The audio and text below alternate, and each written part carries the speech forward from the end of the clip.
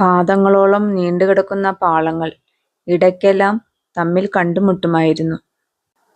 അവർ വിശേഷങ്ങൾ പങ്കുവച്ചു. കുറച്ചുപേർ പറഞ്ഞു, വിശാലമായ ജലാശയത്തിന് മുകളിലൂടെയാണ് ഞങ്ങളുടെ യാത്ര. ഞങ്ങളുടെ രാജ്യം എത്ര മനോഹരമാണെന്നോ. പുഴകളും കുന്നുകളും പച്ച പുതച്ച താഴ്വാരങ്ങളും. എത്ര മനോഹരമാണീ പ്രകൃതി. കണ്ടിട്ടും കൊതി മാറുന്നേയില്ല. വേറെ ചിലർ പറഞ്ഞു, നമ്മൾ എത്ര ഭാഗ്യവാന്മാരാണ്. രാജ്യത്തിൻ്റെ ചലനത്തിൽ നമ്മുടെ സ്ഥാനം വലുതല്ലേ. ചിലർ ഒന്നും മിണ്ടാതെ തലകുനിച്ചിരിക്കുന്നുണ്ടായിരുന്നു. കൂട്ടുകാർ ചോദിച്ചു, എന്തുപറ്റി? എന്താണിത്ര വിഷമിച്ചിരിക്കുന്നത്? നിറകണ്ണുകളോടെ അവർ തല ഉയർത്തി.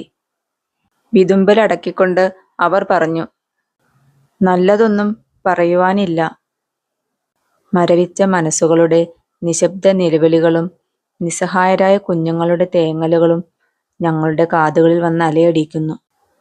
ചിന്നിച്ചിതറിയ ശരീരഭാഗങ്ങളും ചിതറിത്തെറിച്ച ചോരത്തുള്ളികളുമാണ് ചുറ്റിലും. ചക്രങ്ങളുടെ താളങ്ങൾ ഞങ്ങളുടെ ഹൃദയത്തെ കീറി മുറിക്കുന്നു. ഇത് സഹിക്കുവാനാകുന്നില്ല കൂട്ടുകാരെ, അവർ പൊട്ടിക്കരഞ്ഞു.